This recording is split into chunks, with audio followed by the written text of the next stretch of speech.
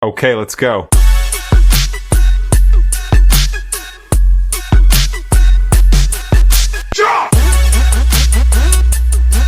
What's up, guys? Welcome back to the EndZone. This is Ryan. I'll be hosting us today. I'm here with Brandon, Tim, and Paul. I'm going to take a little bit different direction and start talking about some college football stuff. Pretty busy weekend and a lot of news flying around. To start things off, there's been some, not speculation, but accusation of sign stealing for the Michigan football program. Guys, I've seen a lot of news about it. What are y'all's thoughts on it? Yeah, I'll go ahead and lead this off. As a resident Ohio State fan, completely unbiased take here. But obviously it came out a couple weeks ago that Michigan was caught stealing signs, which I agree is not, it's not against the rules. I think every team is just good scouting. But the way they did it, the way it's come out that they are paying scouts to go to other teams, it is clear violation of NCAA rule. They put in a rule back in '94 banning teams from paying for their scouts to go to off-site scouting. So they can't go to the other games. They can, they can watch film and whatnot and broadcast all that good stuff, but they can't actually go to the stadium and watch and scout other teams. Mainly the reason for that was budget cuts. It was to keep the costs low, but it was also kind of a fairness rule to keep those big teams from, paying all their scouts to go scout every team that they could possibly do every week. So kind of even the playing ground. As for how it's affected college football with the signing, since Saunders has been on the staff, they've only lost 2 games, and those 2 games that they have lost are 2 teams that they were not scheduled to play beforehand. So that being TCU and I believe it was, I can't remember the other team right now, but they weren't scheduled to play them, so they didn't have it scouting ahead of time. Of course, Venmo transactions came out where he was paying other colleges as well for their information. It also came out that he had, allegedly paid a staffer at South Carolina to go ahead and scout, he gave the information to South Carolina because they were scared to play teams like Tennessee.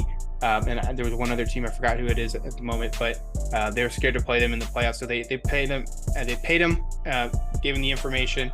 And then turns out South Carolina had 2 back-to-back weeks of being top 10 opponents, which they didn't all season. So it is kind of sketchy there. And then also another transaction came out that he paid a Georgia staffer the night before the conference champion or the championship game against Ohio State. So not saying sign stealing is, necessarily the bad thing, but when you know exactly where they're going every possession, it really is kind of a dead giveaway. And especially they had the play sheet that came out where he's had all the signs on his thing. It's just not a good look. What do y'all think? Have any opinions that maybe differ from me, or what do y'all think? I think if you pick up on it on the signs during a game, totally fair game, and bonus points to you for being just aware and observant, honestly. I don't knock it at all if you pick it up during a game. One point I did want to bring up that I thought was interesting from a few weeks ago, the playoff committee was asked kind of their take on it and if they would have any repercussions on it, and they kind of said, not our problem, which I don't necessarily agree with. I mean, they've had an unfair advantage at least halfway through the season.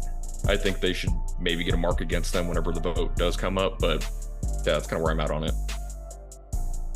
Yeah, no, I think it's definitely going to lead to a suspension in 2024. I know Harbaugh just kind of served one recently, but I do want to point out, though, in my opinion, I think that the sign stealing, I could see it being a little bit of an unfair advantage, but I mean, change your signs. If you can tell that they're catching on, you could do stuff about it, and don't have the same signs week after week. That's just a little bit, a little ridiculous to me. I think that, for being a Division I top 5 football program, if you guys can't and you're not willing to execute on that, I don't see how you're going to be able to compete at the next level. My only other thing, though, I'd say is really just the solution to this all is they just need to have the headsets in the quarterback's helmets. I mean, guys, it's 2023. I still don't understand why the NCAA still doesn't allow that. But we'll see. I want to point out, I think I heard something that Ohio State might be getting dragged into it. I don't know why or what for, but I think it'd be kind of fun to see, if it happened in Michigan, what if it happened to Ohio State, and what if it just kind of branches off to a lot of these top programs, which would be kind of insane. Ye who have not sinned cast the first stone, Paul. So I will say the Ohio State, the reason why they're getting tagged into it is because the PI that initially uncovered this was Ryan Day's brother, who also subsequently owns a private investigation firm. So he was tipped off through a source, and so that's how he started investigating. I don't know how he got access to the Michigan computers. That's kind of, I don't know that side of the story. That's something that I don't know how it got, but I mean, you know. Did you get this from an Ohio State forum, or did you find it from reputable news sources? that Ryan Day's brother owns a PI company. You just Google it. RyanDay.com. Sure, there's some University of Michigan alumni that are at the IRS that are going to love auditing Ryan Day. Yeah, I guess just my 2 cents on it. If you ain't cheating, you ain't trying. I'm just kidding. Astros honestly, fan. Yeah, I know. Shut up, Brandon. Shut up. I mean, I completely agree with y'all. I think, like you said, Brandon, if you're able to pick up on it, props to you. You know, that's some quick intuition to try and learn all that. Also completely agree with you, Tim. There's no reason that there shouldn't be the headsets inside of the helmets for the NCAA like there is in the pros. I mean, if Michigan would have gone about this a better way, or I guess a more true to form way, as far as like watching, maybe catching it on film and kind of creating the analytics necessary to learn signs, would have been a lot better than having somebody on the payroll just going to games and watching all this. Should be interesting. Michigan has obviously been very successful under Harbaugh. I've always liked Harbaugh, but this has been a lot of issues with him since he's been there. And then like also the news came out that he was talking to some NFL teams about coaching vacancies and stuff for after this season potentially. That's kind of speculative, but it'd be really funny, but it'd be also pretty crappy of him to just kind of jump ship after all these accusations if they kind of could come to light and Michigan has to suffer.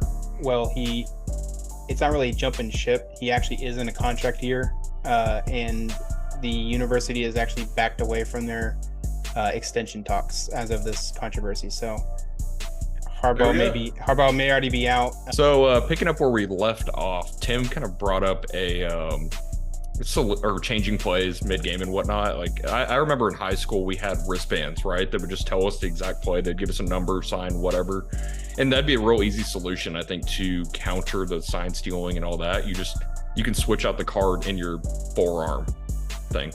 Yeah, and I mean, I think these are obviously, you know, talking about Michigan, what a predominant program in college football. You know, a lot of these guys are going to end up being pros at some point, you'd like to think. And this can be said across the board. I think it'd be good for these guys to kind of start learning a more NFL style playbook instead of having to rely on signs to call in games, and like kind of making the transition, which would also lead to a smoother transition for the football guys that are, you know, on the path to go into the NFL, maybe make that smoother for them and increase the quality of play for some of the rookies that come in. Yeah, I think that kind of covers up. Well, I want to add one thing. Bring in Josh Dobbs to talk about learning new playbooks. Well, yeah, the rocket scientist would be a good teacher, I think, for sure. Shout out to Dobbs on the win this past weekend with the Vikings. That was pretty electric. Moving on. Now that we're getting towards the tail end of the season, had a lot of important games this past weekend. Heisman race in full effect. Still somewhat wide open depending on how you look at it. Who are y'all's guys going into week 10 or 11, I think? Current odds-on favorite as a bet MGM is Michael Penix Jr. at plus 150, with Bo Nix trailing just behind at plus 200, quarterback at Oregon, and then also three other quarterbacks trailing out the top five with Jaden Daniels from LSU, JJ McCarthy, Michigan, and Jordan Travis, Florida State. I think Penix is good. He's a good quarterback. I think a lot of it, I mentioned earlier, it was scheme. They pass the ball just a lot. And I think that's going to, you know, he may win the Heisman because of that. And they're one of the top teams in the country. But as far as, how good he is as an actual player, it should be seen. Maybe a more pro-style offense will be, kind of fitting for him. They run a lot of shotgun. It's an air raid offense. They have 2 really good receivers. So we'll see how good he actually is. In my opinion, Bo Nix at number 2. I just don't think he's played the most football out of anybody in college football. I think he's at year 6 right now. A lot of his stuff is very short dink and dunk, and his receivers just get a lot of rack, which makes his numbers pretty good. I'm not saying his completion percentage isn't good, but it's just not like it's downfield and really super hard. And then Jaden Daniels, electric player, dual threat, has been killing it. Had a slow start to the season, but it's been playing out of his mind. And then McCarthy and Travis, I really don't see them kind of coming up into the mix. Travis, they haven't really done a whole lot in the ACC. It's not a super competition over there.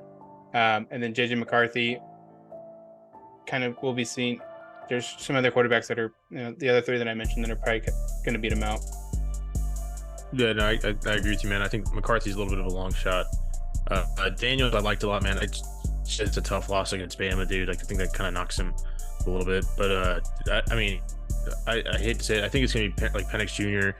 I wouldn't count Caleb Williams out just yet. I know that they've lost a few games, but their offense isn't really the reason they've lost the games. In fact, they just fired their defensive coordinator.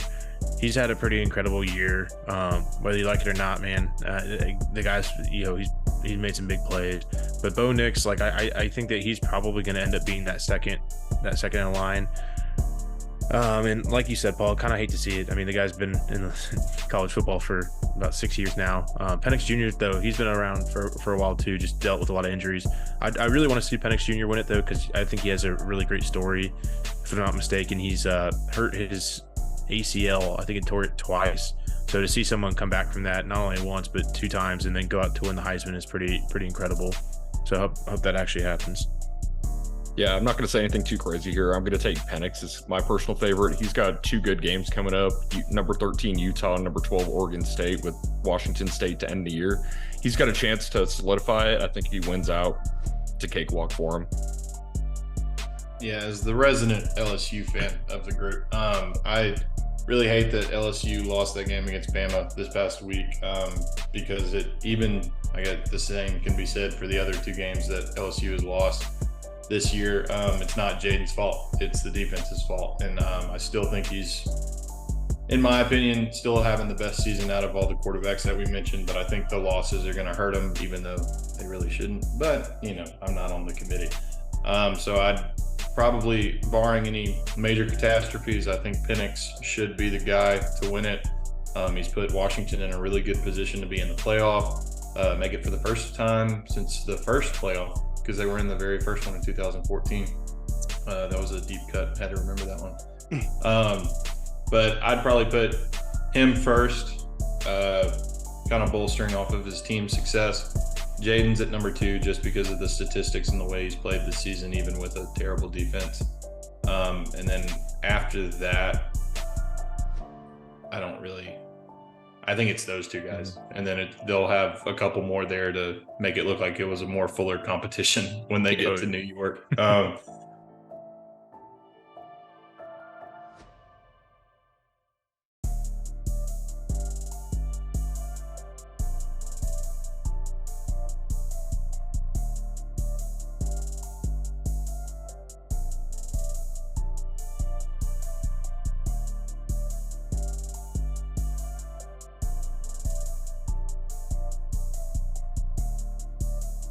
All right, how's it going? We're going to go ahead and go through the Week 10 prize pick slate for the NFL here. Cashed on our last hit last week, or 2 weeks ago. Had the Tyreek Hill touchdown and then an ETN touchdown. It's a nice little 2-picker there. We're going to go ahead and look through the board here. I've already got a couple scattered out.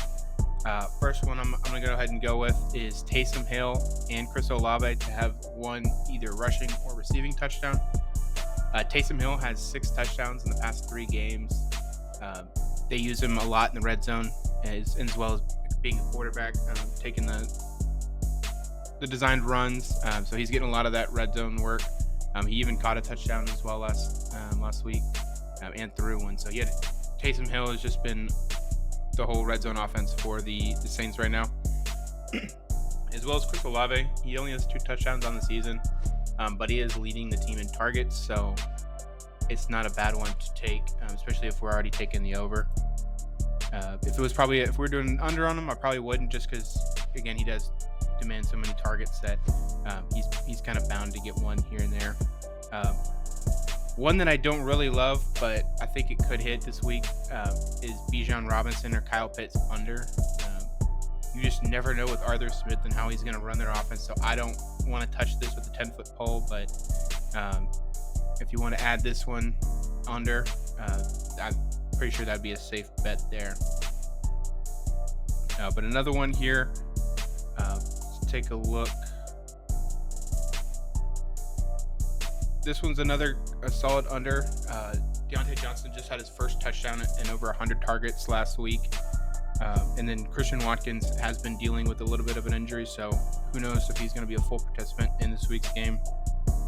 I usually don't love to do unders unless I know they're for sure targets, but just looking here on the board, Trevor Lawrence, his under does look nice. He's only hit 2 passing touchdowns twice this season, and he is going up against a great 49ers defense coming off of a bye. I'm not going to add it to this one, but I think that is a strong under candidate as well. But to complete this one here, I think we're going to go ahead and go with the Josh Allen and Jerry Jeudy. Allen does have a rushing touchdown in all but 3 games this season. And the Broncos do have one of the lowest rated rush defenses in the league. So I think this one is a pretty good one here, but we're going to go ahead and place this one. And if you like it, go ahead and trail it. If you don't believe me, go ahead and fade me, but we'll check in next week. You can start getting ready. What we're going to do, y'all, is we're, kind of middle of the season for the NFL, getting somewhat towards the end of the season for college football. Mock drafts are starting to come out. So we thought it'd be a fun little exercise for the 4 of us. We each have a team, and we're going to run through this mock draft powered by PFF.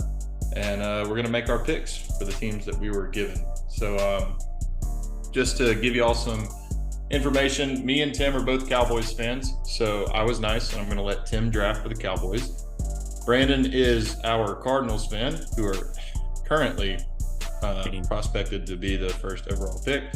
Paul is a Chiefs fan because he's a bandwagon, and I am, like I said, a Cowboys fan, but I live in Houston, so I'll take on the Texans. And we'll just go through a couple rounds and make our picks, given based off of kind of who gets randomly selected and everything. So bear with us. We've never tried this before. Yeah, no trades. We're not going to deal with any of that. This is just purely based off what's on the board. So let's get started. All right, pick number 1 here. Who knows if they're actually going to end up with the number 1 overall spot, but we got the Arizona Cardinals. Take it away, Brandon. So this one, it's a little bit of an interesting draft pick, or it's an interesting pick to project right now because Kyler Murray's coming back this week. So there's 2 ways it could go. Kyler could win his job back, and I think, frankly, these last couple weeks, 8 weeks, 9 weeks, whatever it is, it's an audition for his job again. He's having to re-audition with the new regime, new front office. So say he goes or does very well, I think we look at trading down to a team that's wanting to get Caleb Williams or Drake May. But if he doesn't, which I'm kind of in that camp personally, I think we go Drake May, and that's who I would take with our first overall.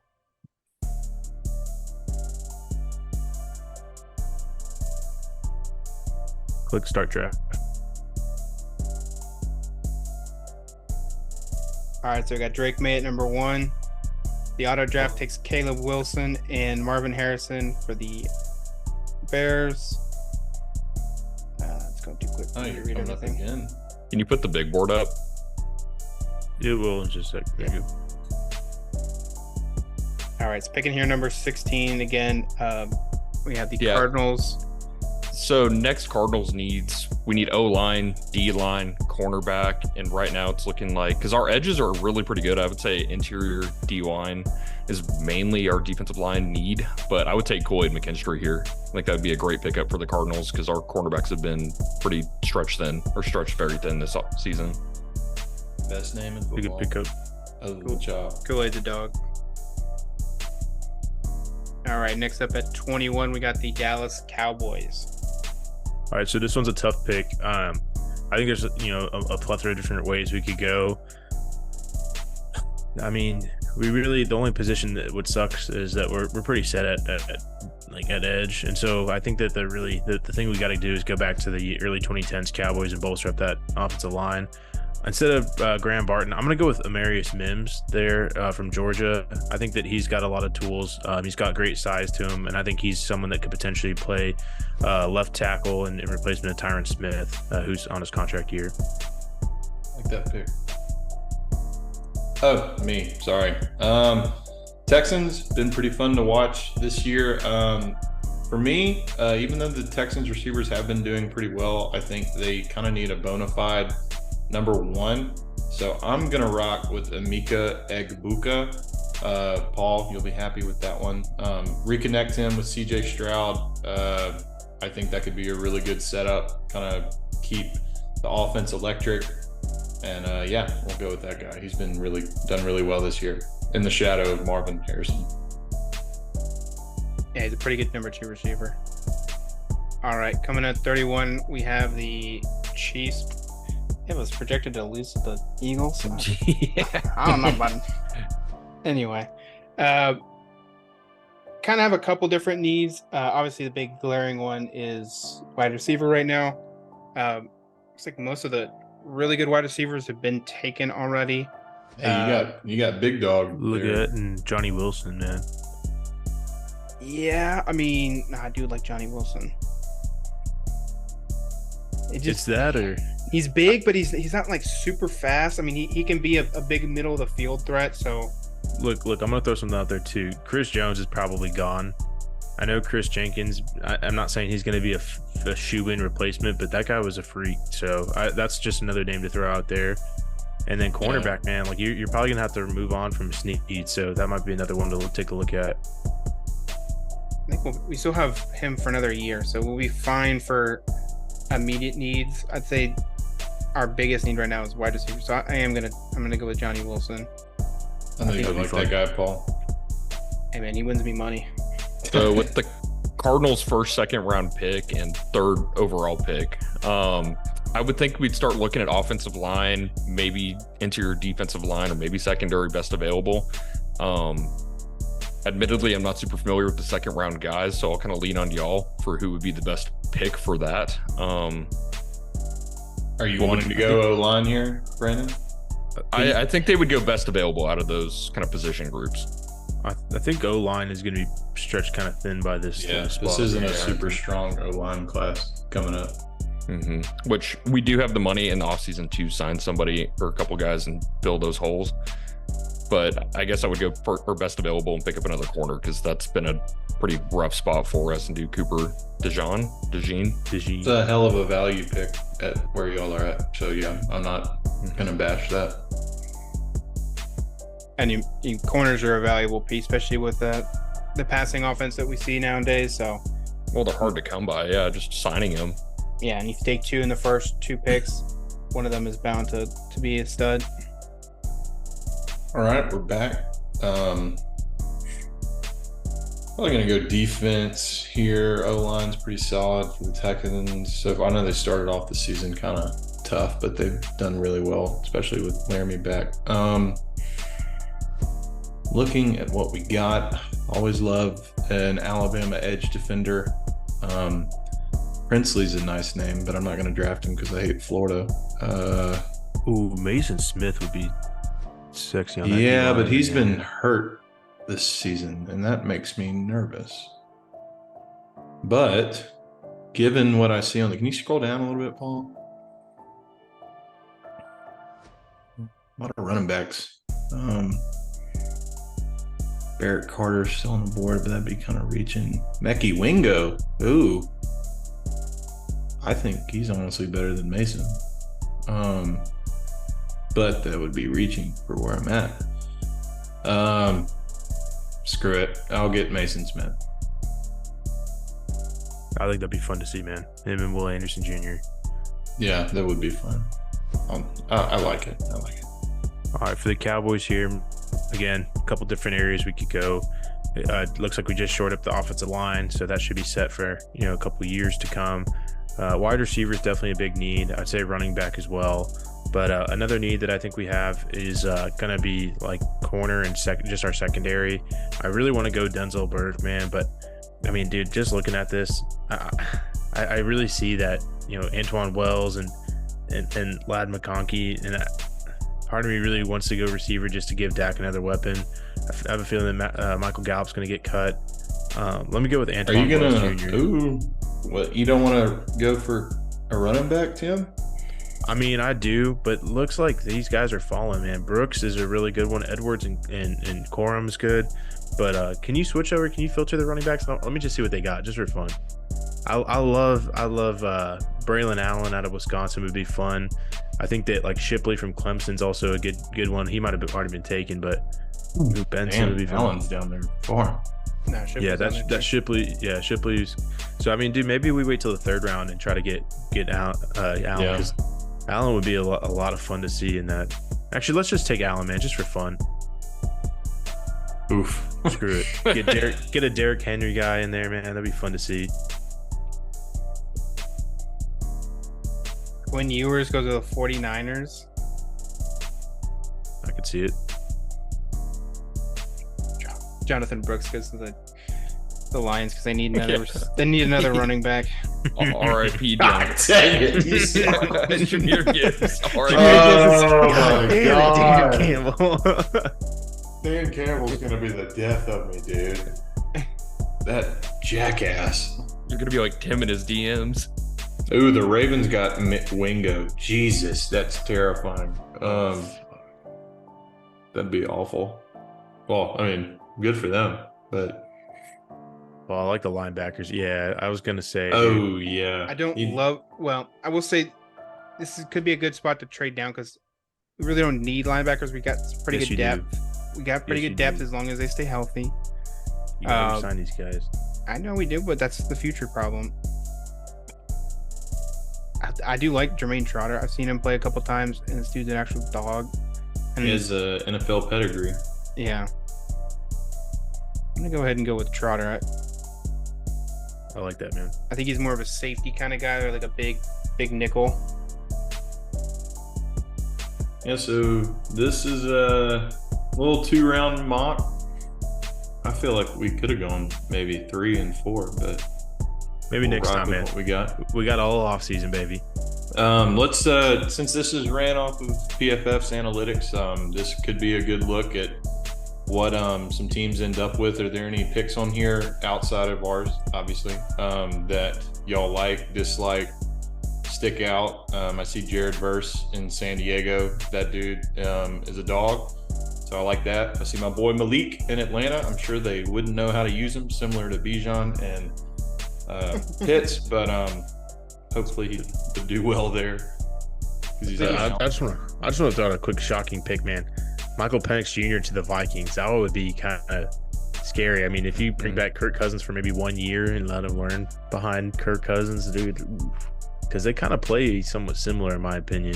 You think Kirk will sign a 1-year deal, though? Yeah. Oh, yeah. Another one that sticks out to me is the Dolphins getting Worthy. Good God, the amount of speed in that receiving core. I just saw that.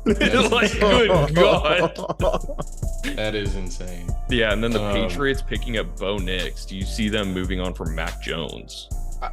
Yeah. I could see. Bo Nix is fitting for him. If they do that, man, they gotta chop the whole coaching staff. Somehow the Bears still end up with Caleb Williams and Marvin Harrison back to back, which I don't know if that's actually what would go down. But Keon Coleman to the Colts matched up with Anthony Richardson. That is some freaky athletes on the offensive side of the ball in Indianapolis. And then Adonai Mitchell, I hope I said his name right, to AD San Mitchell, Francisco. yeah. Adding some even more talent to that crazy roster, but they're going to need it because they can't pay everybody. Kalen King to Baltimore, on top of the Mekhi Wingo pick that they get in the second round that I mentioned earlier, is that's terrifying. That's scary. Scroll down to can we go to the second round? Scroll up. Do the full results to the left. There you go. Okay. They don't draw it out for us, really? Dude, one player I just want to call out here, JJ McCarthy to the Buccaneers. Like, I know that they kind of have Baker for maybe one more year after this, but dude, I think that McCarthy has a lot of talent. He just needs some learning. That could be fun. Chris Jenkins on that. I mean, the Giants have a iffy D line, but dude, Chris Jenkins going to the Giants and playing next to what's his name? Is it Sexy Dexy?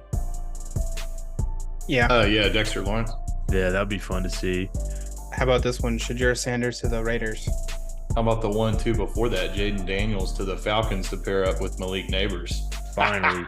That would be. It's a fitting pick, and he would probably just not do anything. They need a quarterback so bad. I hope Arthur Smith gets fired because I need to see them go absolutely crazy. They'll probably in Atlanta. They'll draft a quarterback and just make him a place kicker. That would really, really upset Saints fans though. Which would be, kind of funny, honestly. Oh, look, the Saints got another Ohio State guy. Yep. 5-17, baby. Very good. Yeah, well, kind of running a little short on time. I think that's going to wrap us up here.